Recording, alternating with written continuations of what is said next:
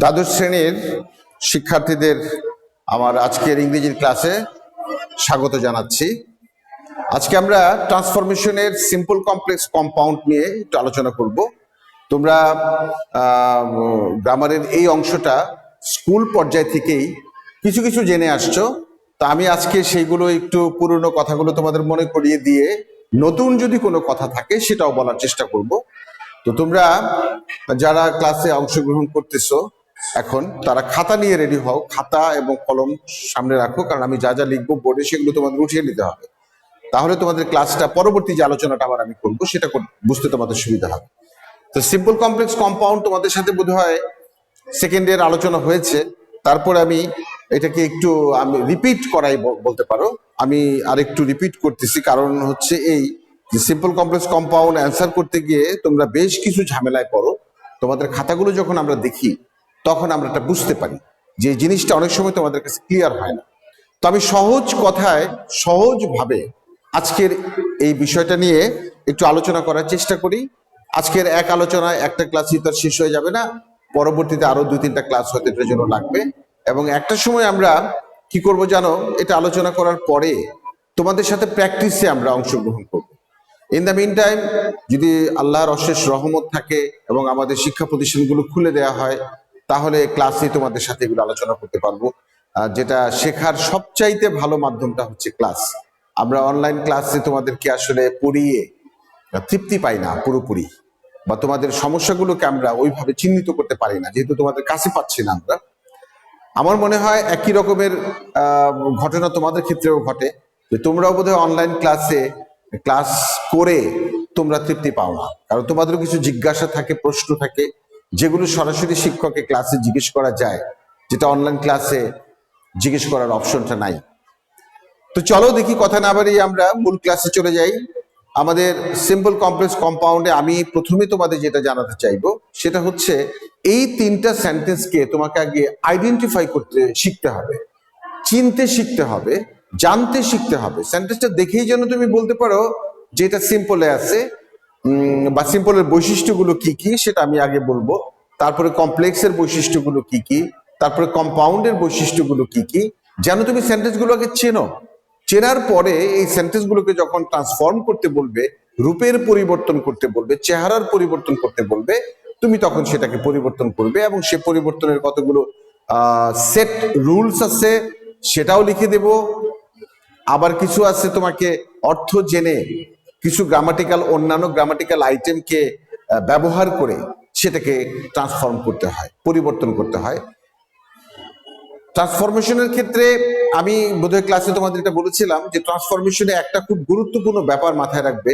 আমরা সেন্টেন্সের চেহারা পাল্টাতে পারি, রূপের পরিবর্তন করতে পারি, স্ট্রাকচারের পরিবর্তন করতে পারি, বাট অর্থের পরিবর্তন করতে পারি না।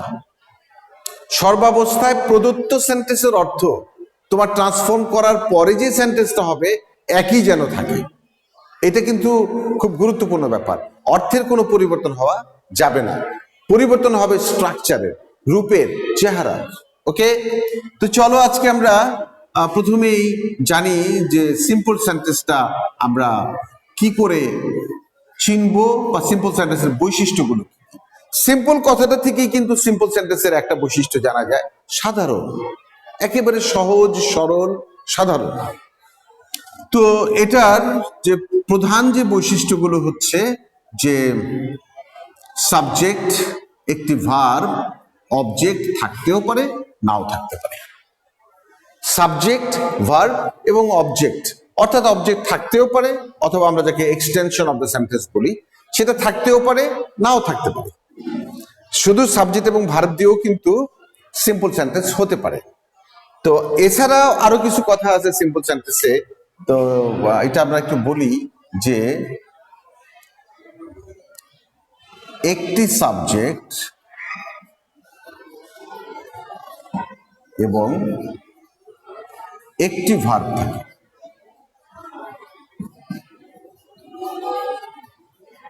আমি উদাহরণ লিখব,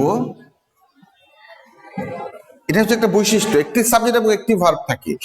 যেমন ধরো আমি বলতে পারি এখানে, সরি,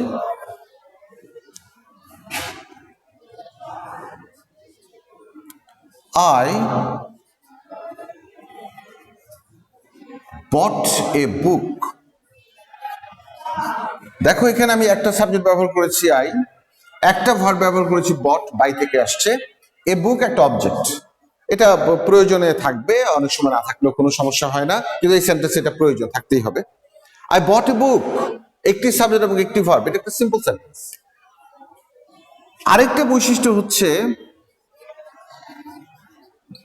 একটি সাবজেক্ট এবং দুটি ভার্ব থাকবে। একটি সাবজেক্টের সাথে দুটি ভার্ব থাকবে। এই দুটি ভার্বের একটা বৈশিষ্ট্য থাকবে তখন আবার, সেই দুটি ভার্ব যেন এমন হয় যে যদি থাকে দুটো ভার্ব তাহলে একটি ভার্ব হয়ে যাবে হয় ইনফিনিটিভ, এই দুটি ভার্বের ক্ষেত্রে আমি লিখতেছি, একটি হয়ে যাবে ইনফিনিটিভ। ইনফিনিটিভ নিশ্চয়ই তোমরা জানো যে 2 প্লাস V1 ভার্বের প্রেজেন্ট ফর্ম। আরেকটা হবে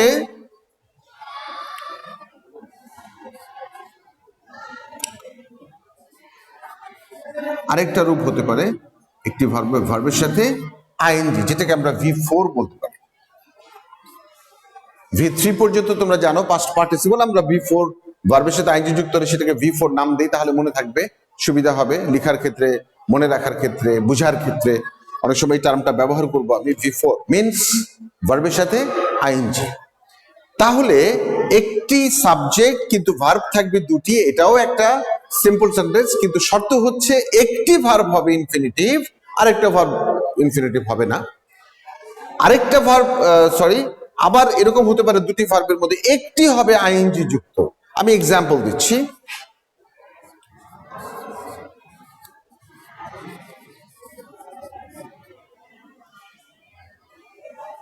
I bought a book to read.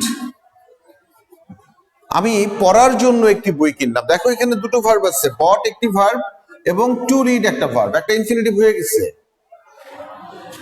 আচ্ছা, আর হতে পারে ভার্বের সাথে আইএনজি হতে পারে একটা verb, taking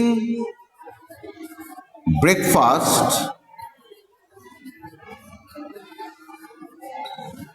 I went to college. Breakfast খেয়ে আমি কলেজে গিয়েছিলাম।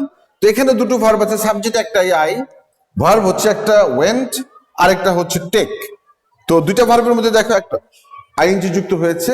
সিম্পল সেন্টেন্সের এই হচ্ছে বৈশিষ্ট্য, এগুলো থেকে তোমাকে সিম্পল সেন্টেন্স বুঝতে হবে। আশা করি তোমরা লিখে নিচ্ছ।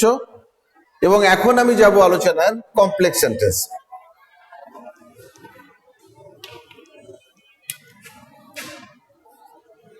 কমপ্লেক্স কথাটার অর্থ কিন্তু জটিল, তাই না? তোমরা সব জানো কমপ্লেক্স মানে হচ্ছে জটিল। তো জটিল কোন অর্থে সেটা আজকে একটু চলো আলোচনা করি। তোমরা জানো যে একটা সেন্টেন্স মানে হচ্ছে একটি সাবজেক্ট এবং একটি ভার্ব, অন্তত একটি সাবজেক্ট এবং একটি ভার্ব হলে সেটাকে আমরা সেন্টেন্স বলি। এখন প্রশ্ন কিন্তু তোমাদের মনে জাগা উচিত, তাহলে ইম্পারেটিভ সেন্টেন্সে তো সাবজেক্ট থাকে না, সেক্ষেত্রে আমরা সাবজেক্ট কোথায় পেলাম? আসলে ইম্পারেটিভ সেন্টেন্সে সাবজেক্ট থাকে, সেটা দেখা যায় না, ইনভিজিবল থাকে। সে সাবজেক্টটা হচ্ছে ইউ। আমি কি বুঝাতে পারলাম? ইম্পারেটিভ সেন্টেন্সেও সাবজেক্ট থাকে, বাট ইট ইজ ইনভিজিবল, এবং সেটা হচ্ছে ইউ। কাজেই এটা ধ্রুব সত্য যে একটা সেন্টেন্সে অন্তত একটি সাবজেক্ট এবং একটি ভার্ব থাকবে। এখন চলো আমরা একটু ক্লজ আলোচনা করি। ক্লজ হচ্ছে সেখানেও কিন্তু একটি সাবজেক্ট এবং একটি ভার্ব থাকতে পারে, ক্লজ থাকতে হবে, থাকতে পারে নয়, থাকতে হবে। একটি সাবজেক্ট এবং একটি ভার্ব অন্তত থাকতে হবে ক্লজে। তাহলে ক্লজকে আবার বলা হয় পার্ট অফ সেন্টেন্স। একটা ক্লজ একটা সেন্টেন্সের পার্ট। ক্লজের মধ্যে আবার তোমার আছে ভেরিয়েন্ট আছে, subordinate clause, principal clause, coordinate clause. Coordinate ক্লজটা হয়তো আলোচনার প্রয়োজন হয় না। তো ক্লজ কি এইটুকু মাথায় রাখো, ক্লজ হচ্ছে সাবজেক্ট এবং ভার্ব থাকবে, এইটা তুমি জেনে রাখো। ক্লজ জানাটা জরুরি কমপ্লেক্স সেন্টেন্সকে আলোচনা করতে গেলে। তো আমরা যখন একটি কমপ্লেক্স সেন্টেন্স আলোচনা করি তখন ক্লজের কথাটা চলে আসে, যে সেখানেও একটি সাবজেক্ট এবং একটি ভার্ব থাকবে। তাহলে একটা কমপ্লেক্স সেন্টেন্সে অন্তত দুটো ক্লজ থাকবে। Keep it in your mind perfectly that a complete complex sentence obviously consists of at least two clauses. One is a subordinate clause and the other one is principal clause. That is, a subordinate clause along with a principal clause makes a complex sentence. Dear students, listen to me carefully and attentively.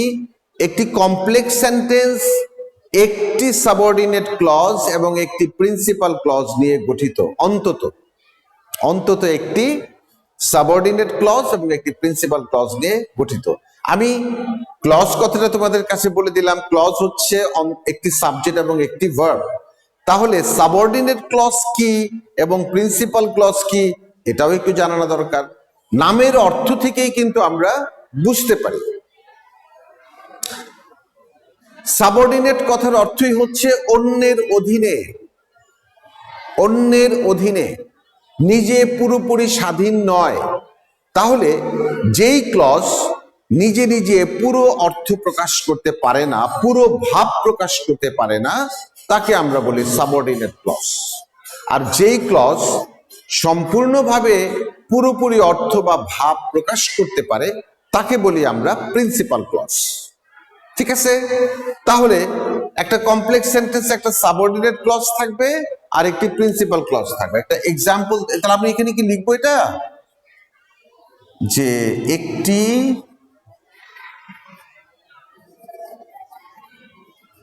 Subordinate clause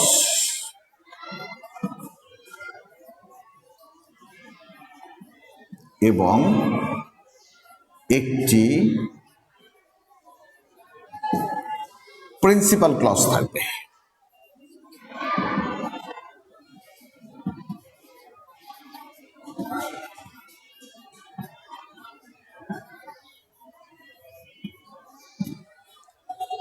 clause তো বুঝেছই, একটি subject এবং একটি verb, তাই না?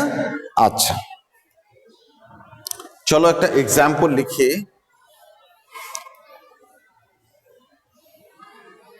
এবং এটা আমরা বোঝার চেষ্টা করব।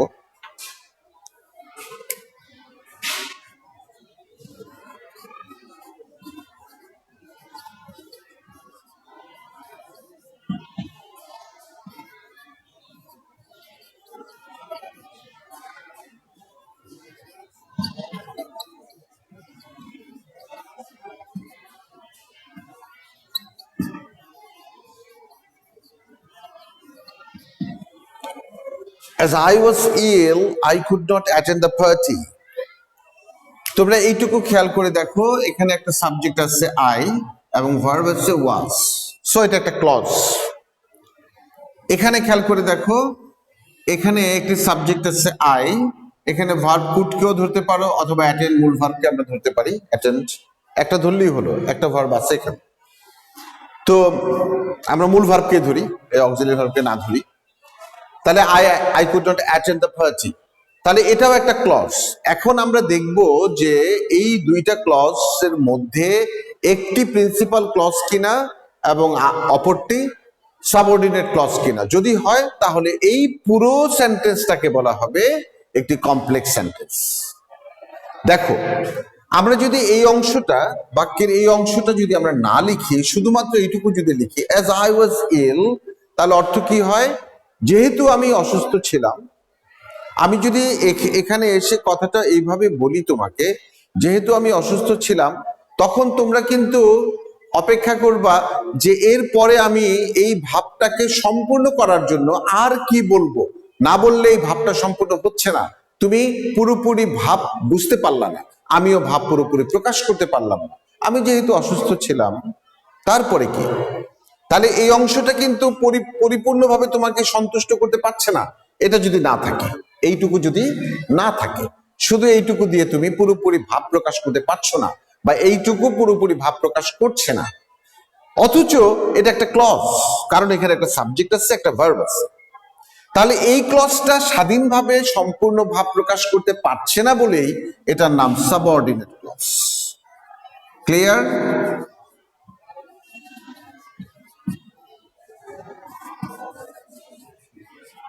এবার চলো আমরা মনে করি এই অংশটা নাই, অথবা আছে, ধরো কোনো সমস্যা নাই, I could not attend the party. যখনই আমি বলবো as I was ill, you will eagerly wait to hear something more from me, to have the complete sense. পরিপূর্ণ ভাব বা অর্থ বোঝার জন্য তোমরা কিন্তু অপেক্ষা করবে আমার কাছ থেকে আরো কিছু শোনার জন্য। যখনই আমি আরো কিছু বলবো, then it will be meaningful, otherwise it is not meaningful. As I was ill, I could not attend the party. যেহেতু আমি অসুস্থ ছিলাম, সেই হেতু আমি পার্টিতে অংশগ্রহণ করতে পারি নাই। তখন তুমি একটা পূর্ণ অর্থ বুঝতে পারলে। তো এই অংশ ছাড়া এটা পরিপূর্ণ অর্থ দিচ্ছে না, অর্থাৎ এইটা অর্থের জন্য এইটার উপরে ডিপেন্ড করছে। যে ডিপেন্ড করে তাকে বলা হয় সাবঅর্ডিনেট, আর যার উপর ডিপেন্ড করে তাকে বলা হয় প্রিন্সিপাল। আমি আরেকটা এক্সাম্পল দিই। সাধারণভাবে তোমরা যদি তোমাদের কলেজের কথা চিন্তা করো, তাহলে কলেজে আমি এখন তোমাদের অনলাইনে ক্লাস নিতে আসছি, এটা কি আমার ইচ্ছা? না, it was planned by the principal of this college. কলেজের প্রিন্সিপাল স্যার প্ল্যান করেছেন এবং সেটাকে ইমপ্লিমেন্ট করার জন্য আই ওয়াজ অ্যাসাইনড, আমাকে দায়িত্ব দেওয়া হয়েছে। You will take English class with class 12 at 11:10 on Saturday. It was the decision of the principal. So principal doesn't depend on others to make decision, but we have to depend on the principal to have decision. Decision পাওয়ার জন্য, decision তৈরি করার জন্য, decision দেওয়ার জন্য we have to depend on him. তার উপর আমাদেরকে নির্ভর করতে হয়, because we are his subordinates. আমরা subordinates, and he is principal, he can take any decision. Obviously he takes decision according to the laws, according to the system, according to the environment, according to the orders of the গভর্নমেন্টের সিদ্ধান্ত অনুযায়ী তিনি সিদ্ধান্ত নিয়ে থাকেন। আবার তাকেও decision নিতে হবে। দেখা যায় যে তার উপরে যারা কর্তা ব্যক্তি রয়েছেন, তারা তাকে যেভাবে সাজেস্ট করেন, তারা তাকে যেভাবে পরামর্শ দেন, সেইভাবে তিনি ডিসিশন নিয়ে থাকেন। সেক্ষেত্রে আবার প্রিন্সিপাল স্যার হচ্ছে তাদের সাবঅর্ডিনেট। আমি কি বুঝাতে পারলাম? তাহলে এই অংশটা হচ্ছে প্রিন্সিপাল ক্লজ। আমি যদি এটা নাও লিখতাম, এইটার কিন্তু একটা অর্থ এমনি দাঁড়িয়ে যায়। আমি যদি এসে বলি I could not attend the party yesterday, আমি গতকাল পার্টিতে অ্যাটেন্ড করতে পারি না, ইউ হ্যাভ দ্য সেন্স পার্টিতে আমি প্রেজেন্ট ছিলাম না, বোঝাই যাচ্ছে। সো এই দুটো ক্লজ মিলে এটাকে আমরা প্রিন্সিপাল ক্লজ বলবো।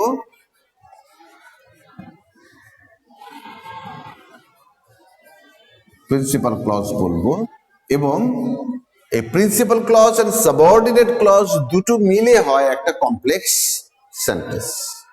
ডিয়ার স্টুডেন্টস, এর চাইতে বেশি আমার মনে হয় জানার প্রয়োজন নাই, কারণ আমরা তো আর আমরা যখন এগুলোকে ট্রান্সফর্ম করব একটা ক্লজ থেকে একটা সেন্টেন্স থেকে আরেকটা সেন্টেন্সে যাব, তখন এগুলো আরো বিশদ আলোচনায় আসবে, তখন আমরা সেগুলো আবার দেখব। এবার চলো একটা কম্পাউন্ড সেন্টেন্সের কথা। আমরা কম্পাউন্ড সেন্টেন্স তোমরা কিভাবে চিনবে বা একটা বৈশিষ্ট্য কি কম্পাউন্ড সেন্টেন্সের, সেটা একটু তোমাদেরকে জানানোর চেষ্টা করি।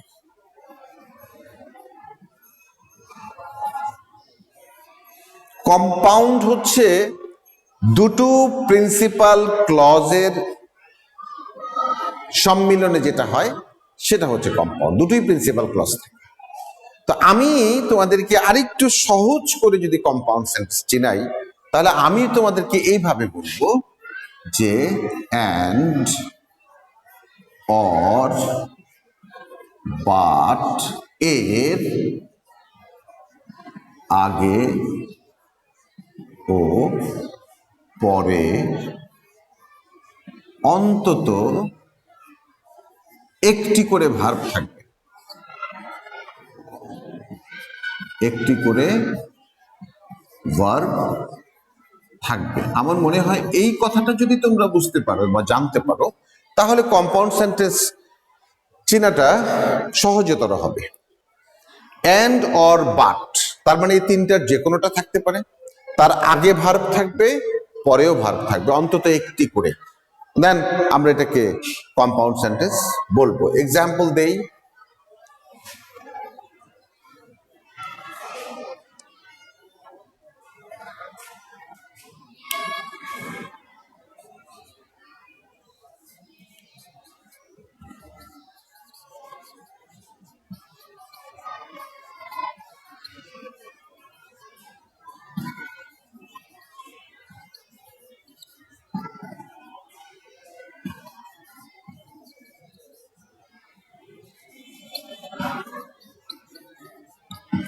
He worked hard and got a good result. And আছে এবং অ্যান্ড এর আগে ভার্ব দেখো ওয়ার্কড, অ্যান্ড এর পরের ভার্ব দেখো গট আছে, কাজে এটা কম্পাউন্ড সেন্টেন্স। অরের ক্ষেত্রে ঠিক তাই, বাটের ক্ষেত্রে ঠিক তাই। যেমন ধরো আমি বলতে পারি I tried much but failed. দেখো এখানে বাট আছে, বাটের আগে ট্রাইড ভার্ব এবং পরে হচ্ছে ফেলড, কাজে এটা একটা কম্পাউন্ড সেন্টেন্স। আরেকটা এক্সাম্পল দেই। Move or die. অর আছে, অরের আগে একটা ভার্ব আছে, পরে একটা ভার্ব আছে, আর কিছুই নাই, তাতেও কিন্তু এটা একটা সেন্টেন্স। তাহলে কম্পাউন্ড সেন্টেন্সের এই বৈশিষ্ট্যটাই মনে রাখবে, অ্যান্ড, অর, বাট থাকবে, তার আগে একটা ভার্ব থাকবে, পরে একটা ভার্ব থাকবে। তাহলে আমি আশা করি তোমাদের সিম্পল, কমপ্লেক্স, কম্পাউন্ড আমি আজকে অন্তত বৈশিষ্ট্যগুলো তোমাদেরকে বলে দিতে পারলাম, চেনাতে পারলাম।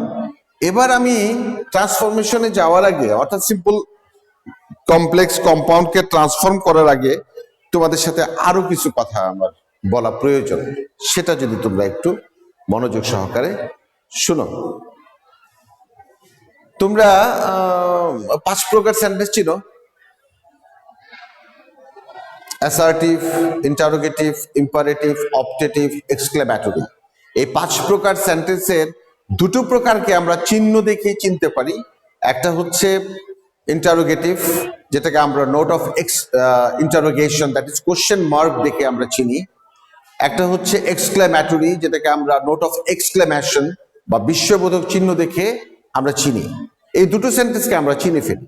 বাকি 3টা সেন্টেন্সকে চিনতে গেলে তোমার কিছু যে জিনিস জানা দরকার। ওই বাকি, অর্থাৎ অ্যাসার্টিভ, ইম্পারেটিভ, অপটেটিভ, এই 3টা সেন্টেন্সের শেষেই ফুল স্টপ থাকে। শুরুতে অ্যাসার্টিভের ক্ষেত্রে থাকে এনপি, নাউন ফ্রেজ অথবা নাউন বা প্রোনাউন। ইম্পারেটিভের ক্ষেত্রে শুরুতে থাকে মূল ভার্ব অথবা লেট। অপটেটিভের ক্ষেত্রে শুরুতে থাকে মে অথবা বি অথবা লং। ব্যাস, এই হচ্ছে 5 প্রকার সেন্টেন্স চেনার উপায়। আমি এই জন্য চেনালাম, আমি এখন তোমাদেরকে যে জায়গায় নিয়ে যাব সেক্ষেত্রে তোমার অন্তত পক্ষে ইম্পারেটিভ এবং অ্যাসার্টিভ চিনতে হবে। না চিনলে ওইখানে তোমাদের একটু সমস্যা হয়ে যাবে। তো ঠিক আছে, এটা লিখে ফেলছো তোমরা। আমি এখন তোমাদেরকে আজকে চেষ্টা করি যতটুকু পারা যায়, সময় আমাকে যতটুকু দেয় সেই সময়টুকুর মধ্যে তোমাদের কম্পাউন্ড থেকে আমি তোমাদেরকে একটু কমপ্লেক্সে নিতে পারি কিনা চেষ্টা করি।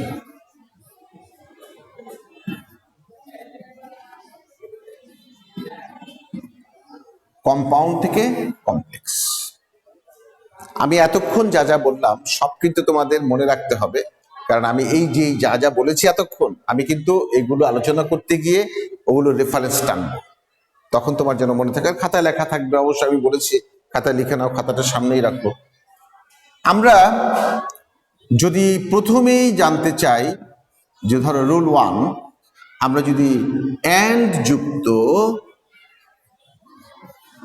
অ্যাসার্টিভ কম্পাউন্ড থেকে আমরা যদি কমপ্লেক্সে যেতে চাই, অ্যাসার্টিভ কম্পাউন্ড থেকে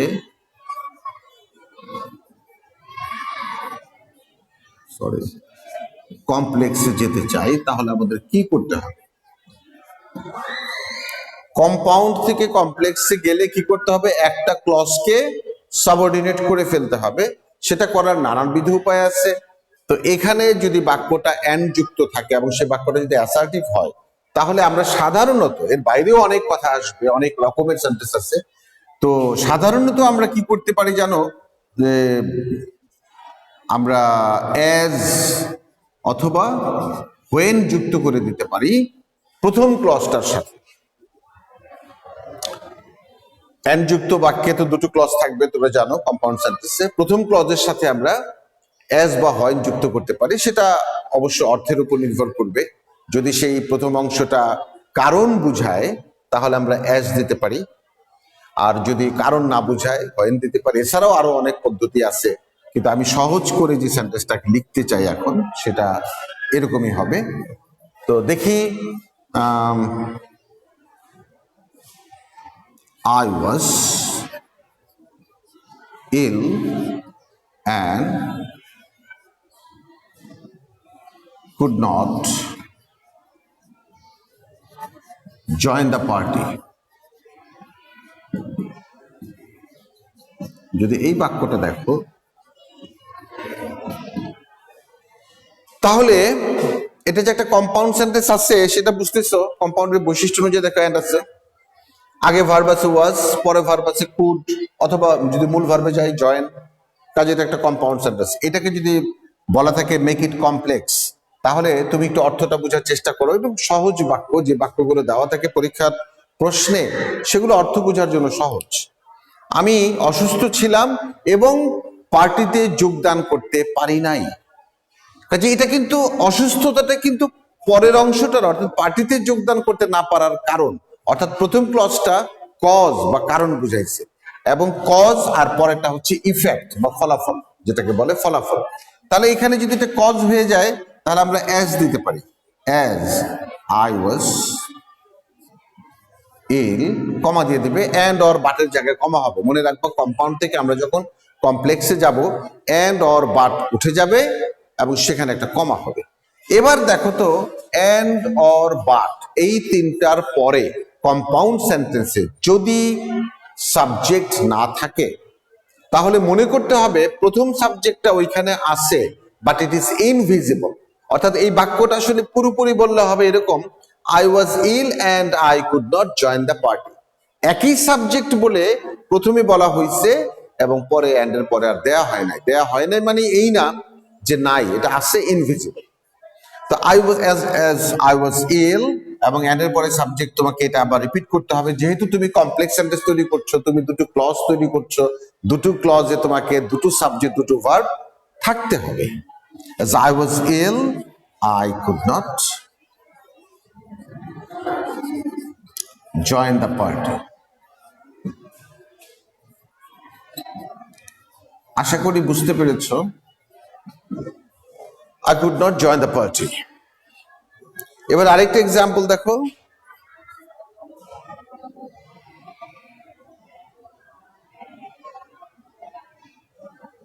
I went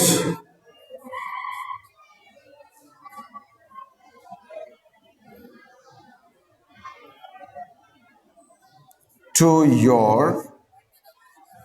house and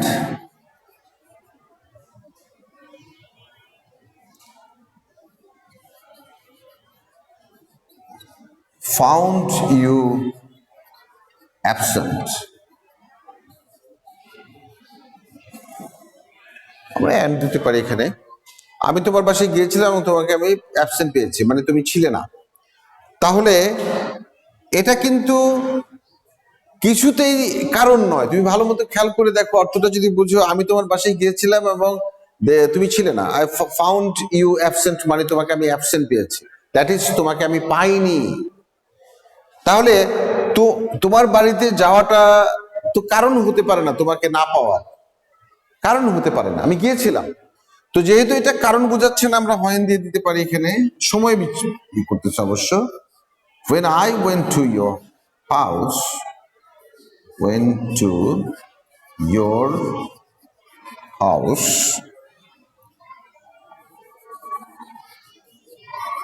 কমা দিবে, যে বলেছি আমি, অ্যান্ড অর বাটের জায়গায় কমা হবে। এখানে সাবজেক্ট নাই, মানে এই সাবজেক্ট আবার এখানে দিতে হবে। I found you absent. তো ডিয়ার স্টুডেন্টস, আজকের আলোচনাটা এতটুকু থাকুক। কম্পাউন্ড থেকে আমরা কমপ্লেক্সে গেলাম, আরো কিছু যেতে হবে। আজকে প্রথম আলোচনা যেহেতু, তোমাদের সাথে তোমাদের আজকে থেকে আবার অনলাইন, অর্থাৎ 21 সালের অনলাইন ক্লাস আজকে থেকে শুরু হলো। তো আজকে প্রথম ক্লাসে আমাকে কিছু কথা তোমাদের সাথে বলতে হয়েছে। আগামী ক্লাসে ইনশাল্লাহ আমরা আরেকটু ব্যাপক পড়াশোনার চেষ্টা করব।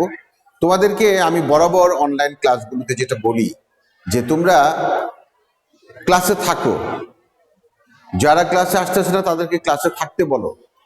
অনেকে অজুহাত দাও যে আমার কাছে স্মার্টফোন নেই বা আমাদের কাছে স্মার্টফোন নেই। দেখো, একটা স্মার্টফোন দিয়ে 12 জন একসাথে ক্লাস করা যায়, 15 জন একসাথে ক্লাস করা যায়। 12 জন 15 জনের মধ্যে কারো না কারো স্মার্টফোন আছে, সেটা নিয়ে তোমরা সময় অনুযায়ী, তোমাদেরকে রুটিন দেওয়া আছে, সে অনুযায়ী বসো।